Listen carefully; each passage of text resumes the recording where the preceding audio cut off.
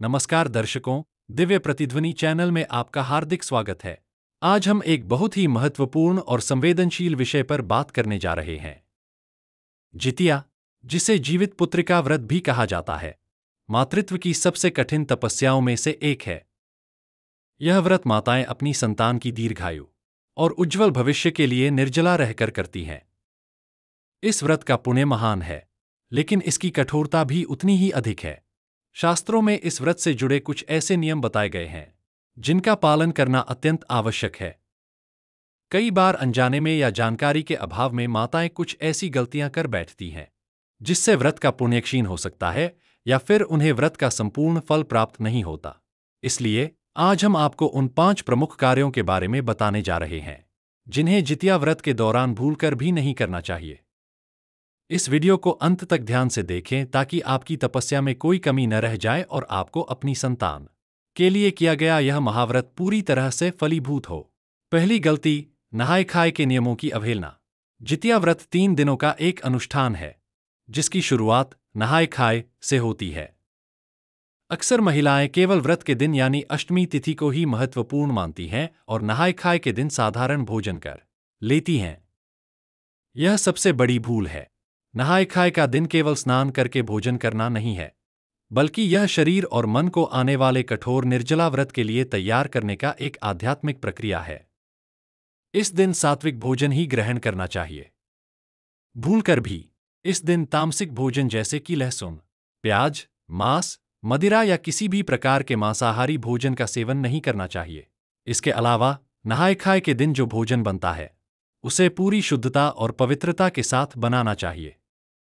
इस दिन व्रती महिलाओं को बाल नहीं धोने चाहिए और न ही नाखून या बाल काटने चाहिए। यह नियम व्रत के संकल्प की शुरुआत का प्रतीक है। इन नियमों की अवहेलना करने से व्रत की नींव कमजोर पड़ जाती है और शरीर व्रत की ऊर्जा को सही से ग्रहण नहीं कर पाता। इसलिए व्रत का आरंभ पूरी श्रद्धा और नियमों के पालन के साथ करें। दूसरी गलती, सरगही या ओठगन के बाद जल ग्रहण करना। जितिया व्रत का सबसे कठोर नियम इसका निर्जला होना है।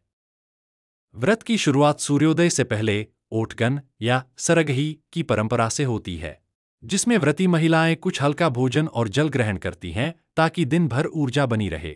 शास्त्रों के अनुसार एक बार सरगही का समय समाप्त हो जाने के बाद और सूर्योदय की पहली किरण निकलने के बाद से लेकर पारण तक एक बूंद भी जल ग्रहण नहीं किया जा सकता।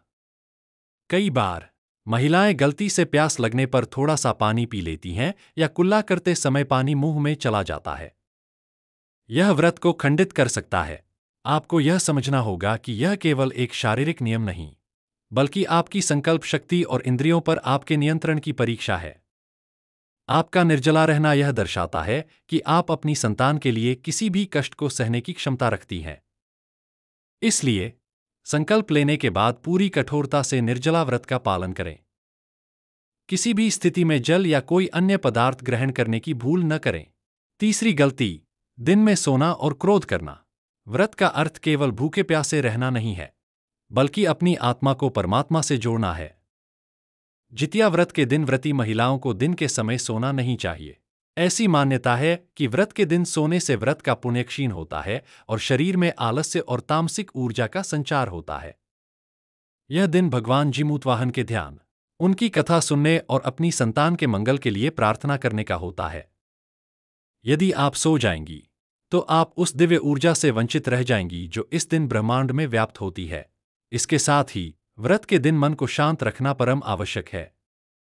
किसी पर क्रोध करना, अपशब्द बोलना, किसी से झगड़ा करना या मन में किसी के प्रति द्वेष की भावना लाना आपकी तपस्या को भंग कर सकता है। व्रत के दौरान आपका हर एक कर्म आपकी पूजा का हिस्सा होता है। क्रोध करने से मन की सात्विकता नष्ट हो जाती है और आपकी प्रार्थना की शक्ति कम हो जाती है। इसलिए इस दिन मौन रहने का प्रयास करें या केवल मधुर और आवश्यक वचन ही बोलें।